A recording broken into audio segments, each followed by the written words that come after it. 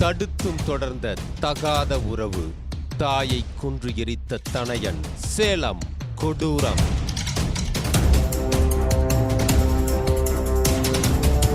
தமிழ்நாட்டின் வளர்ச்சி பயணத்தில் ஒருவரையும் பின்தங்க விடமாட்டோம், வெல்வோம் ஒன்றாக. பெற்ற தாயை தன் நண்பர்களோடு சேர்ந்து கழுத்தறுத்து கொன்று சடலத்தை எரித்து ஏரிக்கரையில் புதைத்துவிட்டு குற்ற உணர்வே இல்லாமல் குடித்து திரிந்த 18 வயது தனையனை பார்த்து சேலமே அதிர்ந்து கிடக்கிறது. சேலம் சங்ககிரி அருகே இருக்கிறது கஸ்தூரிப்பட்டி. இந்த கிராமத்தை சேர்ந்த தவசியப்பன் கனகவள்ளியை 2வது திருமணம் செய்து கொண்டவர். கனகவள்ளியும் 22 வருடத்திற்கு முன்பாகவே பழனிசாமி என்பவரை திருமணம் செய்து பிரிந்து வந்தவர். பழனிசாமியுடனான கல்யாணத்தில் ஒரு மகனும், தவசியப்பன் உடனான திருமண உறவில் ஒரு மகனும் மகளும் கனகவள்ளிக்கு இருக்கின்றனர். தவசியப்பனுக்கும் கனகவள்ளிக்கும் பிறந்த மகன் கார்த்திக் 8வது படித்துவிட்டு கிடைக்கிற வேலைக்கு சென்று வந்திருக்கிறான். தன் குடும்பத்தாருடன் கஸ்தூரிப்பட்டியில் இருந்தவன் அம்மா கனகவள்ளியுடன் சண்டை போட்டுக்கொண்டு சமீப காலமாக சேலம் கொண்டமநாயக்கன் பட்டியில் உள்ள தன் பெரியம்மா ராஜாத்தி வீட்டில் வசித்து வந்தான் கார்த்திக். இந்த நிலையில்தான் பொங்கல் சமயத்தில் தன்னை பார்க்க வந்த தன் அம்மாவை கார்த்தி தன் பெரியம்மா மகன் மற்றும் 2 நண்பர்களுடன் சேர்ந்து கொன்று சடலத்தை எரித்து புதைத்த படு பாதகத்தை செய்திருக்கிறான்.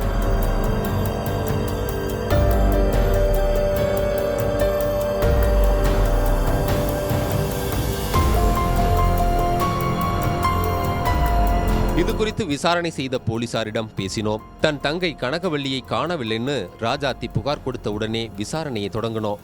குடும்ப சிக்கல், கனகவள்ளியின் நடவடிக்கைகள், அது தொடர்பான பிரச்சனைகள் குறித்து குடும்பத்தார் சொன்னபோது கார்த்திக் மேல் எங்களுக்கு சந்தேகம் கிளம்பியது. உடனே கார்த்திக், மணிகண்டன், தவசியப்பன் ஆகியோரை நெருக்கி பிடிச்சதும் உண்மையை ஒப்புக்கிட்டு கனகவள்ளியை கொன்னு புதைச்ச இடத்தையும் சொல்லிட்டாங்க. கனகவள்ளிக்கு சின்ன வயசுலேயே முதல் கல்யாணம் நடந்திருக்கு.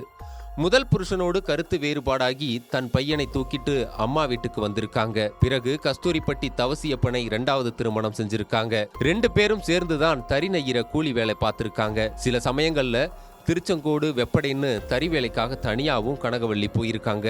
அப்படி ஒரு சமயத்துல திருச்செங்கோடு போகும்போது செந்தில் அப்படிங்கிறவர் கூட பழக்கமாயிருக்காங்க. வாழ்ந்தா செந்தில் கூட தான் வாழ்வேன்னு ஒரு தடவை ஓடியும் போயிருக்காங்க கனகவள்ளி. வயசு பிள்ளைங்களை வச்சுக்கிட்டு இதெல்லாம் ஒரு தாய் செய்யற வேலையான்னு சொல்லி பெரியவங்க புத்திமதி சொல்லி கனகவள்ளியை கூட்டி வந்திருக்காங்க. இந்த விஷயத்துல ரொம்பவே அப்செட்டான கார்த்திக் தன் அம்மாவை பார்க்க பிடிக்காம தன் பெரியம்மா வீட்டுக்கே வந்துட்டான். அங்கே இருந்து கொஞ்சம் தள்ளி குடித்தனம் இருக்கிற பெரியம்மா பையன் மணிகண்டன் கூட சேர்ந்து வேலைக்கு போயிட்டு வந்திருக்கான். கனகவள்ளிக்கு செந்தில் கூட மட்டும் இல்லாம இன்னும் சிலர் கூடவும் பழக்கம் இருந்திருக்கு. இதையெல்லாம் கண்டிக்க முடியாத தவசியப்பன் தன் மகன் கிட்ட, உங்க அம்மா தவறான வழியில போய் கெட்ட பேரை உண்டாக்குறா, என்ன செய்யறதுன்னு தெரியலடான்னு புலம்பி இருக்காரு. இதனால கார்த்திக் இன்னும் அப்செட் ஆகி தன் பெரியம்மா கிட்ட புலம்பி இருக்கான். அவங்களும் அம்மா வந்தா புத்தி சொல்றேன்னு அவனுக்கு ஆறுதல் சொல்லி இருக்காங்க. இந்த சூழல்ல கடந்த ஜனவரி 14ஆம் தேதி பையனை பார்க்க சேலம் வந்திருக்காங்க கனகவள்ளி. முதல் நாள் அக்கா ராஜாத்தி வீட்டுல இருந்துட்டு மறுநாள் மணிகண்டன் வீட்டுக்கு போயிருக்காங்க. அங்க வச்சு தவறான தொடர்பை கைவிடும்படி கனகவள்ளிக்கும் கார்த்திக்கும் வாக்குவாதமாகி இருக்கு. மறுநாள் 15ஆம் தேதி பொங்கல் அன்னைக்கு ராஜாத்தி தன்னோட வீட்டுக்கு சாமி கும்பிட போன் செஞ்சு கனகவள்ளிய வர சொல்லி இருக்காங்க. பக்கத்துல 1/2 கிலோமீட்டர் தூரத்திலேயே மணிகண்டன் வீடு இருந்தும் கனகவள்ளி வரல. கார்த்திக்கு போன் போட்டு கேட்டா அவன் போதையில ஏதேதோ சொல்லி உளறி இருக்கான். பிறகு ஒரு நாள் வெயிட் பண்ணி பார்த்துட்டு தான் ராஜாத்தி புகார் கொடுத்திருக்காங்க. சம்பவம் நடந்த அன்னைக்கு கனகவள்ளி கூட நடந்த வாக்குவாதம் முத்தி போய் கார்த்திக் கனகவள்ளியை கொல்லணும்னு முடிவு பண்ணியிருக்கான். அதன்படி கொளுத்து வேலை செய்யற தன் நண்பர்களையும் தயாராக இருக்க சொல்லியிருக்கான். கார்த்திக்கும் மணிகண்டனும் தான் கத்தியை எடுத்து கனகவள்ளி கழுத்தை பிடிச்சு அறுத்து கொன்னிருக்காங்க. பிறகு வீட்டுக்கு பின்னாடி இருக்கிற ஏரிக்கரை பகுதிக்கு பிணத்தை தூக்கிட்டு போய் பெட்ரோல் ஊத்தி எரிச்சிருக்காங்க.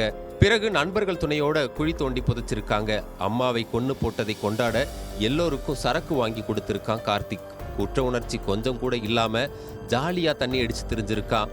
5 பேரையும் பிடிச்சு ஜெயில போட்டு ரிமாண்ட் செஞ்சுட்டோம். பிணத்தை தோண்டி பிரேத பரிசோதனை செஞ்சு மறு அடக்கம் செஞ்சாச்சு.